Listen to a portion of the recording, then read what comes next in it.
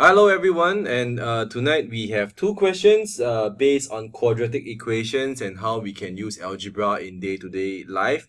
Very quite challenging questions this time around, so I hope that I'll be able to present my answers clearly and that you understand how we are going to do this. Okay, so these are the two questions. A rectangular flower bed measures 30 meters by 20 meters. It is surrounded by a path of uniform width. The area of the path is a third of the area of the flower bed. Find the width of the path. That's for the first question. The second question, the distance traveled by a train is 180 km. If the average speed of the train is increased by 10 km per hour, the time taken by the train would be 15 minutes less. Find the average speed of the train. Okay, so two questions, a little bit challenging, I think, these two questions, but we'll get there. All right, so going on to question 12. Now, the clue in the question is that the path is of uniform width. That means to say if this is the flower bed. Okay, I'm sorry. Okay, the path it's uniform width. Okay, that means the distance here is the same as the distance here, which is the same as the distance here, which is the same as the distance here. Okay, so we have the dimensions of the flower bed, which is 30 meters by 20 meters. Okay, so if this is 20 meters and it's uniform width, so let the width of the path, okay, be x. Okay, so the total over here, okay, would be 20 plus 2x. Okay, and then the total length over here, okay, so it is 20 plus 2x, okay, because it's the width, don't forget the width is here, x and x, okay, as well as x and x over here. So the length is 30 plus 2x. Okay, so how do you find the area of the path? You just take the new dimensions, which includes the path, okay, you multiply that together, 20 plus 2x times 30 plus 2x, okay, this is the entire area of the flower bed and the path. So if you want to find the area of the path, okay, you need to take away the area of the flower bed, which is 20 times 30, and the resulting number, as the question said, is a third of the area of the flower bed. Okay, so just pause here and says, let's just recap. What is this? This is the area of flower bed, okay, and path.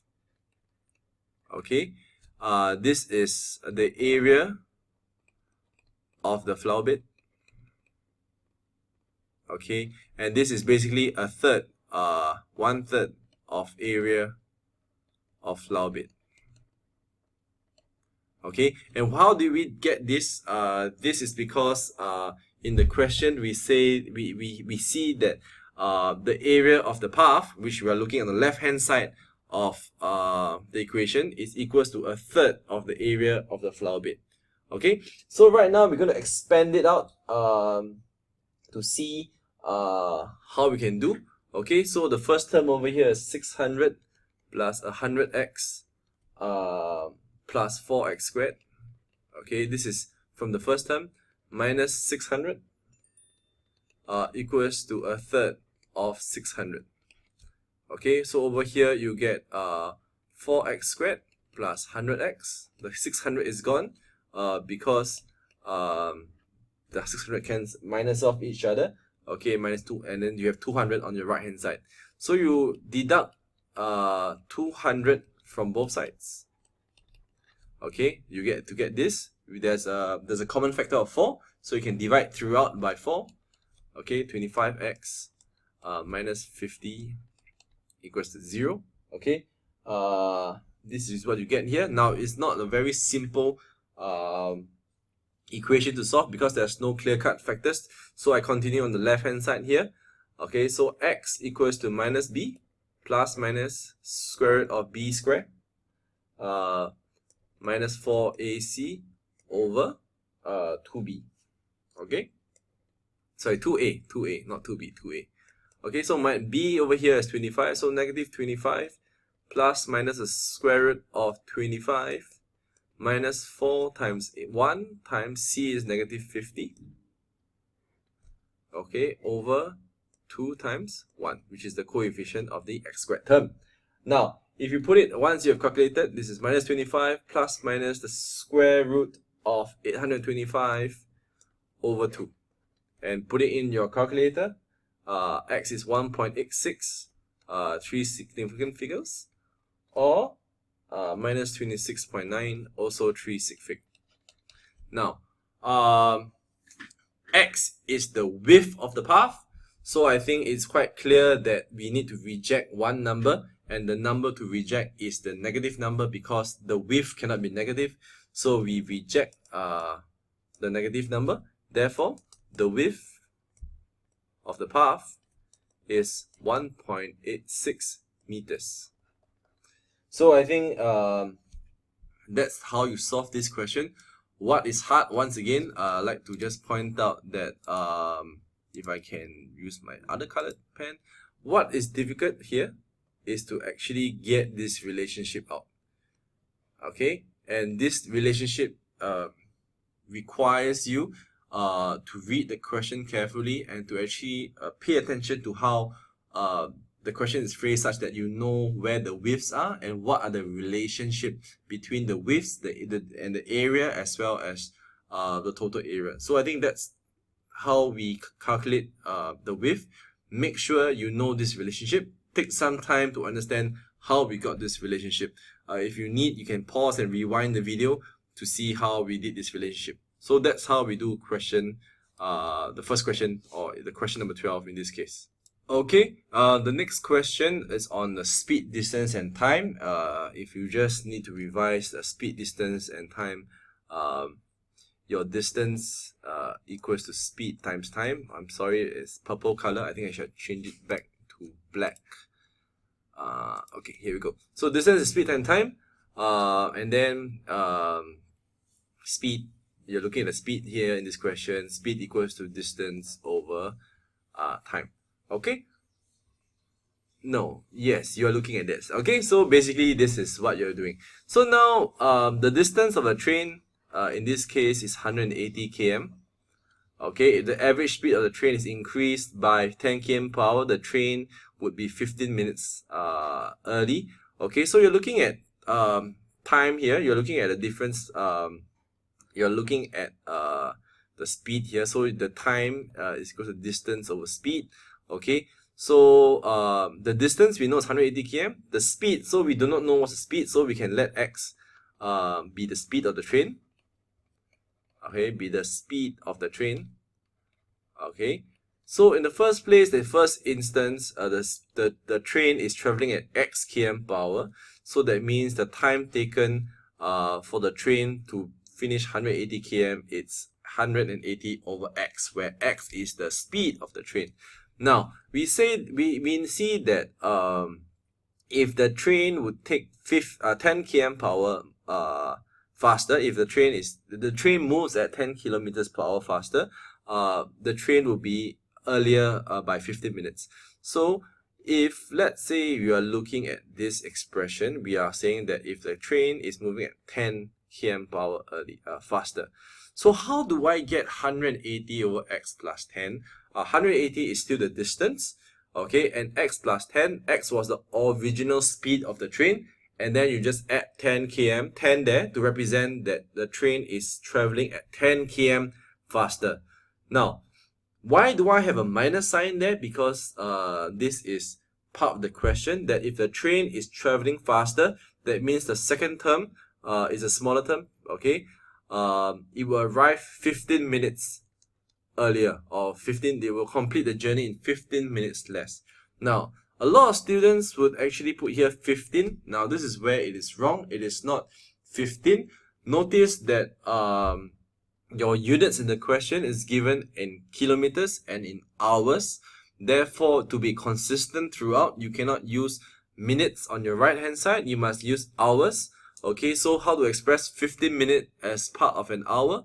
Okay, you just have to divide it by 60. So 15 minutes out of an hour. Okay, so you get a quarter of an hour. So once again, I repeat, on the left hand side, this is your original speed.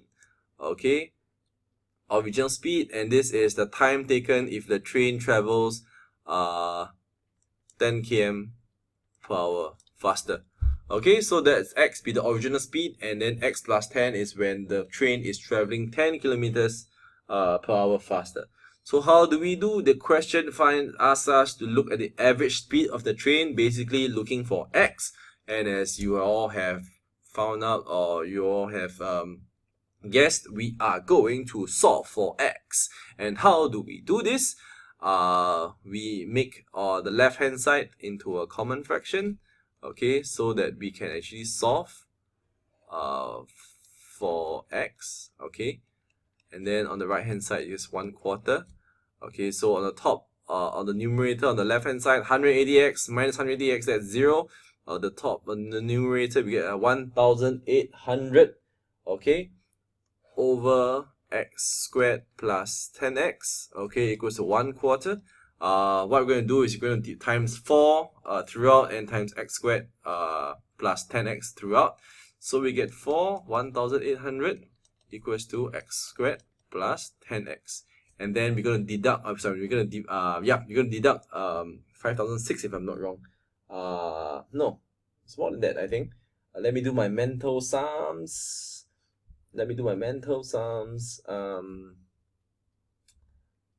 Yes, it is 7002. Okay, yes, it's right, I'm right, 7002. So it's x squared plus 10x minus 7200 equals to 0. If you're wondering where did I get the 7200 from, it's basically 4 times 1008.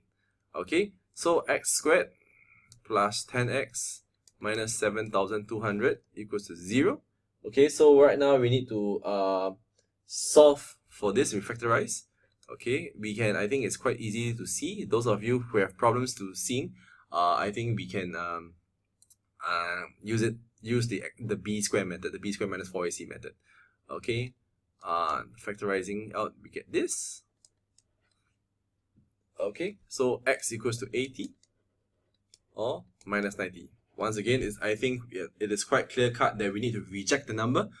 We need to reject the negative number because there is the speed of the train is positive, it's not negative. So we reject 90. So therefore, we have found it. Average speed is 80 km per hour. Okay, so I think that's done. Rather challenging questions, I must say. I hope that this video helps you in solving and understanding the question. What was important in this question is, once again, the very first step. I think students will struggle in the very first step to get this equation. Okay, but once again, you do need to have some knowledge on the speed, time, distance, how they relate to each other, and actually putting it into a formula is important. The next one that is important is basically the relationship between minutes and hours, how to convert between minutes and hours, and to understand that since the question is everything on the left hand side is in terms of kilometers per hour, you can't have a minute figure on the right hand side. So you need to convert that into hours. So that's about it. Quite a tricky question, but I hope this video has made it clearer. So thank you very much once again. Please leave your comments and your suggestions in the comments below. I'll be sure to listen to your views. Thank you very much and good night.